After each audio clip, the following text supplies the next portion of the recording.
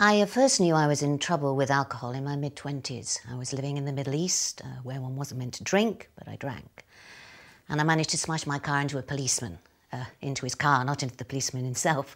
And when I finally got back to England after a long while, I had a couple of real big bits of booze chaos. A Saturday morning, I'd sort of get up and say to my wife, look, I've been really bad 3-4 days, so what I'm going to do, I'm going to go to the B&Q, get some gardening stuff, and I'll be gardening. Off to B&Q, and on my way back, of course, I'd go to off-license. For an addict, alcohol has been the solution to a problem they probably didn't know they had. And on one level, it has been successful. However damaging it looks from the outside, internally, it has been successful. I would get drunk maybe 4 or 5 days at a time, and then I'd be sober. And I was very... No, actually, the word's not sober. I was dry, but it was a kind of skin of the teeth kind of dry.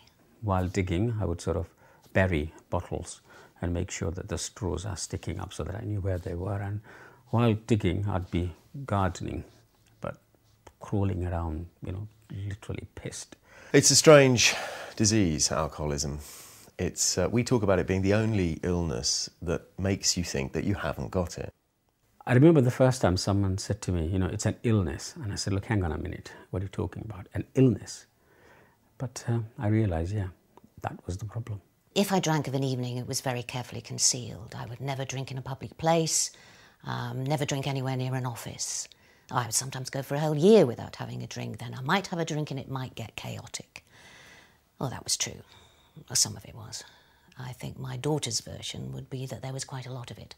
Of me getting drunk. I think for some people it comes as an enormous relief because after years of trying to control their drinking, they now know that they really can't. What most people suffer from when they come here is, regardless of the presenting problem, a problem with an inability to trust and to have a meaningful relationship with themselves or with others. The kindness is in that you're accepted for what you are.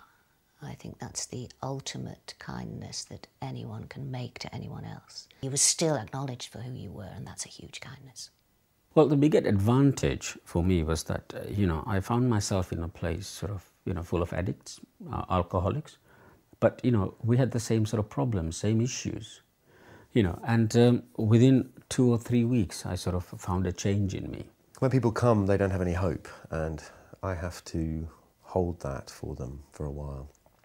But it is possible. I know that it's possible. There's no reason in the world why it isn't possible for that person to get to a place where they can act for themselves and take decisions for themselves. I believe in recovery because I know that it works. And I believe in therapy because I know that it works. You just have to hang on in there. It was a good place. I have a huge debt of gratitude.